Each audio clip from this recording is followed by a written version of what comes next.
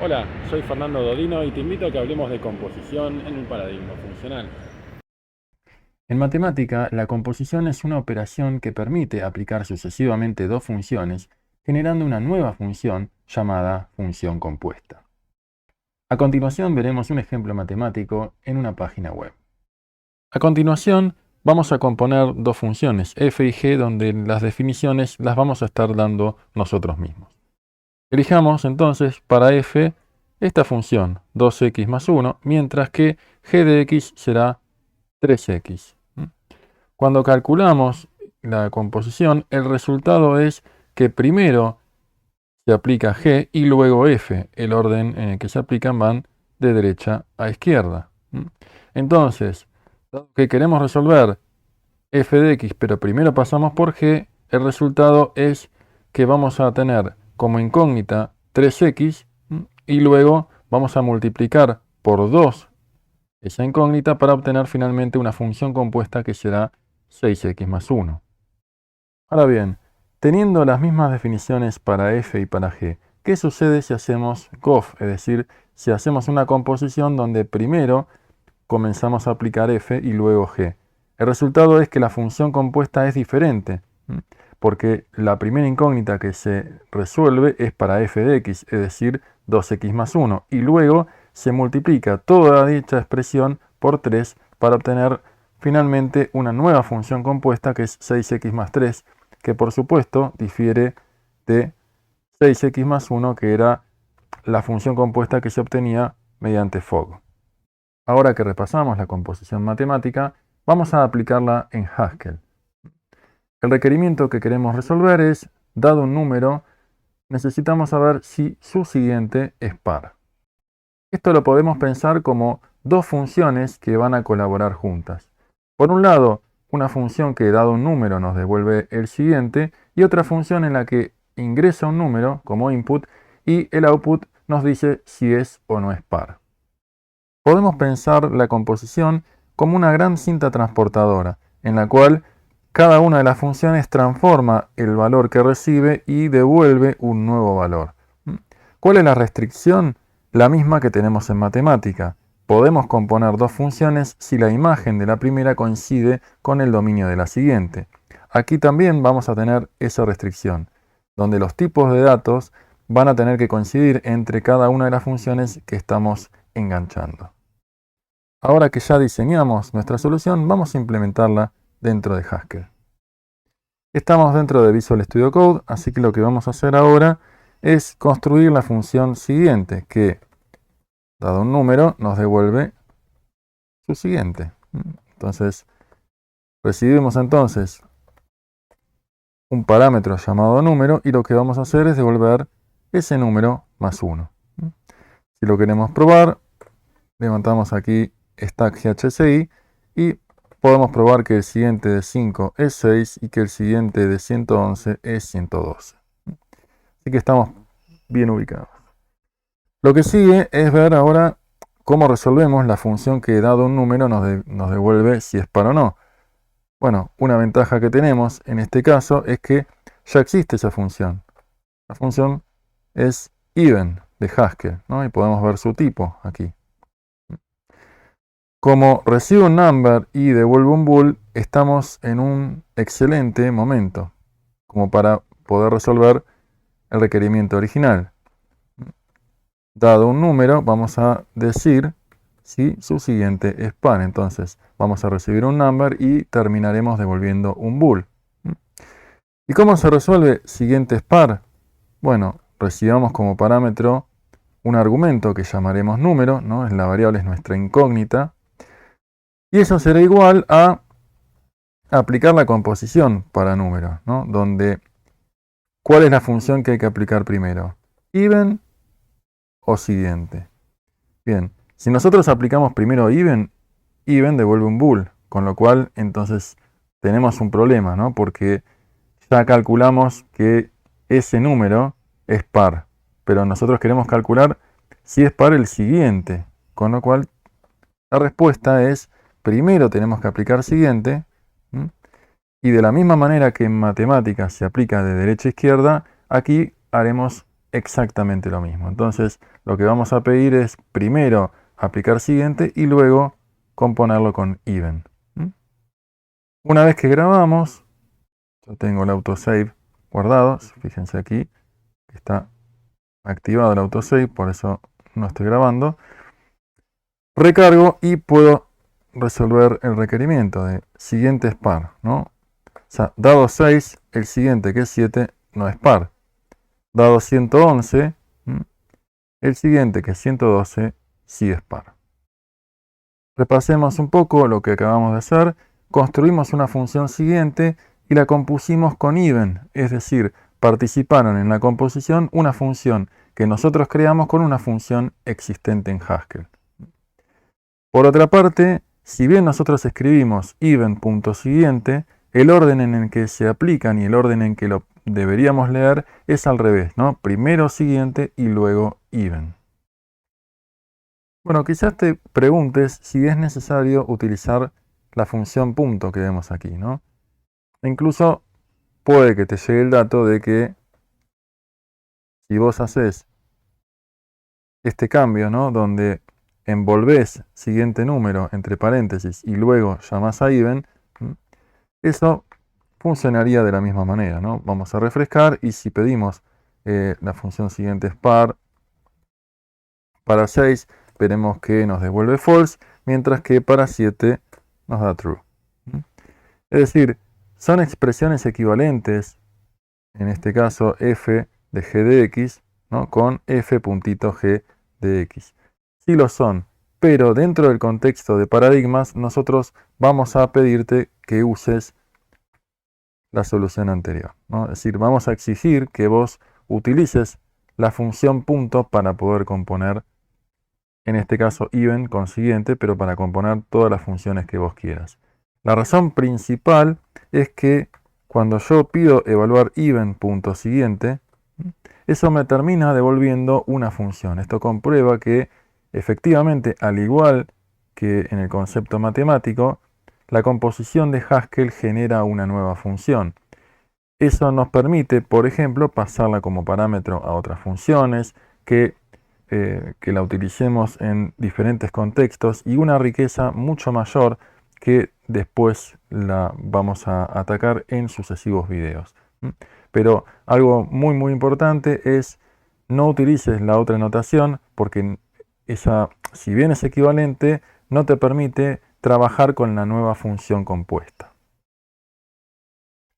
Una cosa bastante frecuente es que nos solemos olvidar del orden en el que tenemos que evaluar las expresiones. Entonces, muy probablemente te pase que quieras escribir la composición de funciones al revés. En ese caso, bueno, afortunadamente el sistema de tipos de Haskell nos va a avisar que nos estamos equivocando.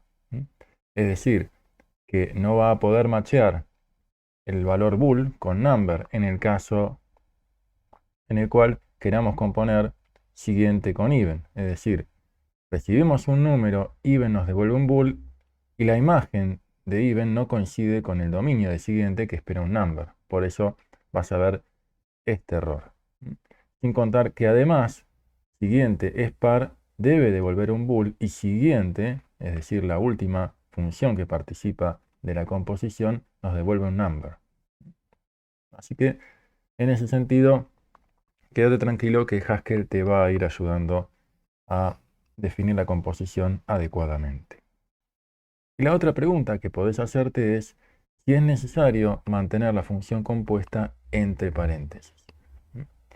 Veamos entonces que el operador de composición que tenemos aquí, el operador punto, espera dos parámetros que nosotros se lo estamos mandando. Even y siguiente, son dos funciones. Si nosotros sacamos los paréntesis, lo que va a pasar es que siguiente número se va a evaluar como una función, no, se va a evaluar como un número, porque siguiente número devuelve un número, es decir, siguiente es una función, ahora siguiente número es una expresión que se reduce a un valor numérico. Y yo no puedo componer even con un número, es decir, no puedo componer una función y un número porque el operador de composición espera dos funciones. Así que importante es mantener la función compuesta entre paréntesis. Repasamos entonces qué es lo que hace feliz a Drake, even puntito siguiente. ¿Qué es lo que hace que se ponga triste? Even paréntesis siguiente número. Y el motivo principal es que nos va a permitir construir una función y luego aplicar conceptos del paradigma que nosotros consideramos importantes, sobre todo para un momento inicial en el que estás conociendo el paradigma. Y una de las ventajas que podemos mencionar de la composición es que al dividir un requerimiento en partes más pequeñas, podemos construir primero funciones más reutilizables, más fáciles de testear e incluso, en el caso nuestro de utilizar la función even, no necesitamos construir nosotros las definiciones, sino que podemos buscar definiciones existentes. Para nuestro segundo ejemplo, vamos a querer resolver el siguiente requerimiento. Dada una persona, queremos saber si es mayor de edad. Volvemos a Visual Studio Code y vamos a definir qué es una persona, para lo cual vamos a escribir type persona, que va a construir un nuevo tipo, y en este caso vamos a utilizar una tupla, que es una estructura compuesta que permite agrupar elementos de diferente tipo. En este caso vamos a tener una tupla de dos elementos. El primero será un string y el segundo será un number. Esto refleja el nombre de la persona y su edad. Más adelante veremos que hay tipos de datos más interesantes o más expresivos, pero por el momento estamos bien con esto, ¿no? Vamos a definir a Clara. Clara es una persona cuyo nombre es Clara y cuya edad es 30. El tipo de Clara, entonces, podría ser de string a number, pero vamos a decir que es una persona. Entonces, nuestro requerimiento implica, dada una persona, queremos saber si es mayor de edad. Volvamos entonces a nuestras PPTs y vamos a tratar de pensar un poco cómo resolverlo. Si queremos dividir el requerimiento en dos funciones, podemos partirlas en dos responsabilidades distintas. Por un lado, ingresa una persona y queremos calcular cuál es su edad, es decir, ingresará un tipo persona y saldrá un number. Y por otro lado, dado ese número, podremos determinar si corresponde a la de una persona mayor de edad. Es decir, ingresará un number y saldrá un bool. Volvimos a Visual Studio Code y anoté aquí como comentarios las dos funciones que tenemos que construir. La primera tiene que poder darnos la edad de una persona. Entonces, lo que vamos a hacer es definir la función edad que, dada una persona, nos devuelve un number. Eso se puede hacer de dos maneras al menos.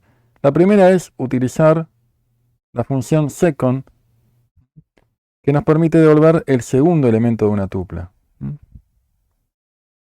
Aquí vemos, por ejemplo, que second de la tupla compuesta por el elemento 1 y el elemento tupla nos devuelve el string tupla. De la misma manera que podemos tener una tupla de dos números, ¿sí? Y nos devuelve siempre el segundo elemento.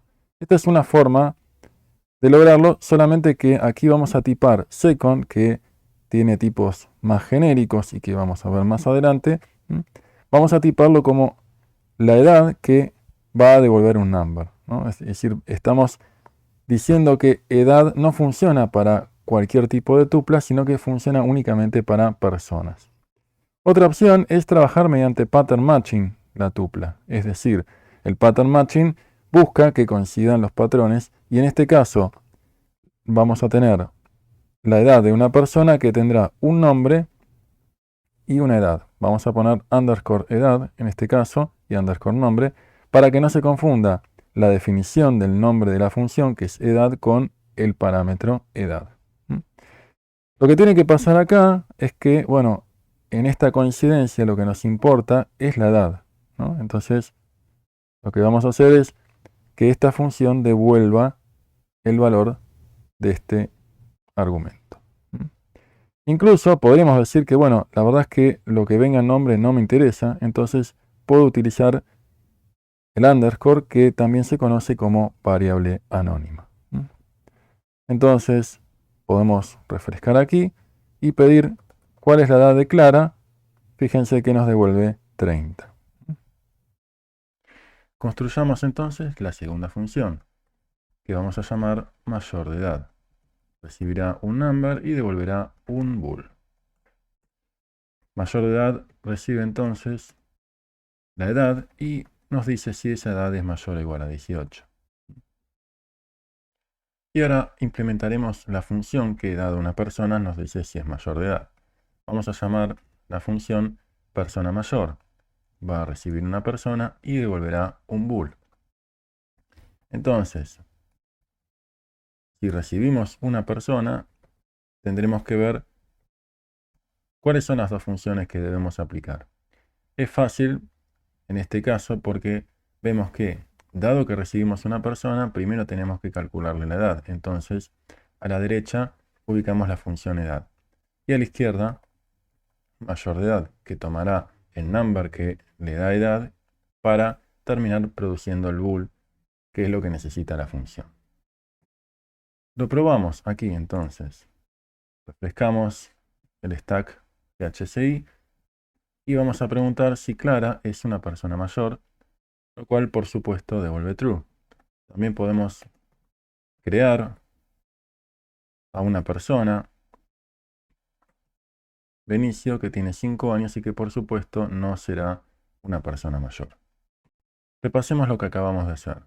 Definimos una función mayor de edad que, dada una persona, nos dice si es mayor de edad. Internamente utilizamos composición de funciones, en la cual aparecieron la función edad y la función mayor de edad o mayor, como vemos aquí. Para la definición de la función edad, podríamos contar con dos opciones. La que estamos viendo aquí, que consiste en aplicar pattern matching sobre una tupla de dos elementos, o la segunda era utilizar la función second y hacer una definición nueva que se llamara edad. Esto es simplemente para mejorar la expresividad, para no utilizar second directamente, que no era tan representativo como el hecho de decir edad de una persona. Y recordemos que para poder aplicar composición entre funciones, la imagen, en este caso de edad, debe coincidir con el dominio de mayor. Es decir, ambos deben tener el mismo tipo, que en este caso es number. Y recordemos que si bien nosotros armamos estas cajitas que van de izquierda a derecha y hablamos primero de edad y luego de la función mayor, el orden en el que tengo que escribirlos dentro de Haskell tiene que ir de derecha a izquierda para generar la función compuesta. Es decir, mayor va a la izquierda, edad va a la derecha. Volvamos al código y si notaron antes en nuestras definiciones de siguientes par y persona mayor, hay un warning que nos está mostrando el plugin de Haskell de Visual Studio Code. Lo que nos está diciendo es, bueno, hay una redundancia en la definición de nuestra función. ¿Cuál es esa redundancia? El argumento persona aparece del lado izquierdo y del lado derecho en esta igualdad que es matemática. Recordemos que este igual no representa una asignación. No existe ese concepto de asignación destructiva dentro del paradigma funcional, sino que lo que estamos haciendo es definiendo una función persona mayor aplicando la igualdad matemática. Es decir, que cada vez que nosotros invocamos desde la consola a persona mayor, eso en realidad significará que estamos queriendo hacer esta otra definición que está a la derecha. Es la forma que tiene Haskell de reducir expresiones hasta lograr un valor irreductible.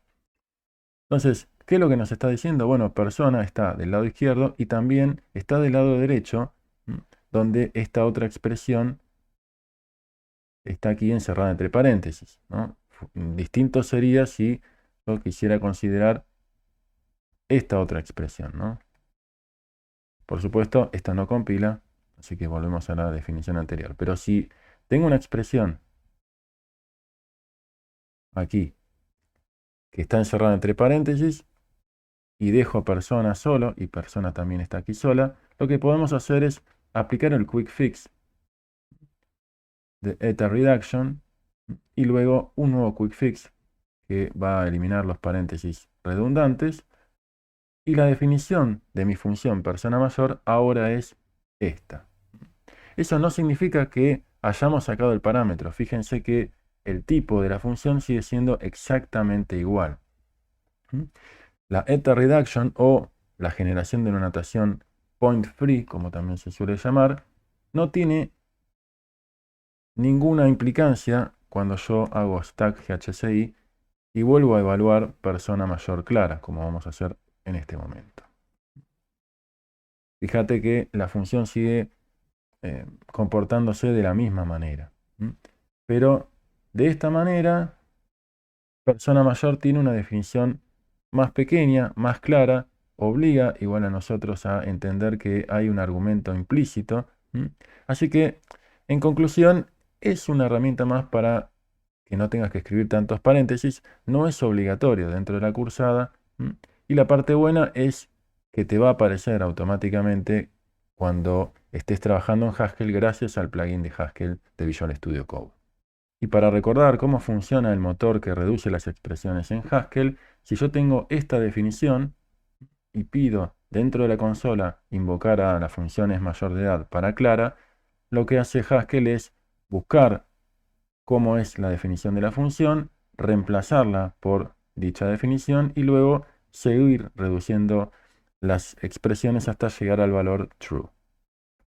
Entonces, cuando tenemos argumentos que quedan aislados del lado izquierdo y del lado derecho, esta igualdad matemática nos permite simplificar ese argumento y llegar a esta otra definición que es más corta. De todas maneras, el uso de esta notación point free no es obligatorio dentro de la cursada, es simplemente una forma de reducir el código generado y también permite jugar un poquito con que este igual no representa una asignación, sino es una igualdad matemática. A la hora de analizar nuestro diseño, podemos mencionar tres componentes, es decir, las tres funciones que construimos, donde persona mayor tiene una dependencia con edad y con mayor de edad, que son las dos funciones que está componiendo. La pregunta que podemos hacernos ahora es, ¿qué deberíamos cambiar de nuestra solución si ahora incorporáramos el domicilio de una persona? Es decir, si ahora una persona fuera una tupla de tres elementos. Hagamos ese cambio entonces en la definición de mi tipo persona. El tercer elemento de esta tupla será un string que refiere al domicilio. Cuando yo grabo, fíjense que aparecen dos errores. El primero está asociado a la definición de mi valor clara, donde ahora vamos a tener que agregar el domicilio. El segundo, damos clic acá, es que está fallando la definición de mi función edad, porque persona ya no es una tupla de dos elementos, entonces el pattern matching falla, y lo que tenemos que hacer es tener en cuenta el domicilio en nuestra definición. Fíjense que ya no tenemos más errores. Esto implica aquí que tanto la función mayor de edad como persona mayor no sufrieron cambios. Esto está midiendo de alguna manera el acoplamiento, es decir, el grado de conocimiento de las funciones. Y una buena medida de cómo nos afecta ese acoplamiento es cuando hay un cambio, cuántos son los componentes afectados, es decir, cuántas funciones tenemos que modificar. Y ahora me voy a una terminal y recargo. Podemos volver a pedir el requerimiento persona mayor clara y fíjense que nos está devolviendo el valor que nosotros queremos. Fíjense entonces que este cambio impacta únicamente en la definición de mi función edad, mientras que para persona mayor y mayor de edad no necesitamos hacer ningún tipo de cambio. Tendremos entonces dos tipos de acoplamiento. El acoplamiento alto, en el cual cuando tenemos un cambio, eso implica modificar muchas definiciones de nuestras funciones, y un acoplamiento más bajo, en el cual no es necesario cambiar todas las funciones, sino únicamente las que están relacionadas con un requerimiento. El acoplamiento no es malo per se, sino que es justamente lo que hace que vos puedas resolver tu requerimiento. Y para ver cómo podemos aplicar composición más de una vez, vamos a resolver este requerimiento. Saber si una persona tiene una cantidad par de letras. Estamos ahora en Visual Studio Code. Vamos a implementar la función nombre que, dada una persona, nos devuelve su nombre. Lo hacemos mediante pattern matching. Nos importa nuestro primer elemento, que llamamos underscore nombre. Los otros dos elementos no nos interesan, por eso dejamos la variable anónima y devolvemos ese primer elemento. Ahora levantemos Haskell y, dada una persona, en este caso Clara, lo que vamos a hacer es aplicar sucesivamente varias transformaciones, es decir, vamos a generar una función compuesta, comenzando primero por recibir la persona y obtener su nombre. Esto nos da una cadena de caracteres, un string. Como toda lista de caracteres, podemos invocar a la función length. Ahora, de un string pasamos a un number. Y por último, tenemos a la conocida función even, que dado un number, nos devuelve el bool, indicando si es par. Fíjense aquí que pudimos componer sucesivamente dos veces hasta obtener el valor irreductible false. Y así llegamos al final de un nuevo video. Espero que te haya gustado y nos vemos próximamente.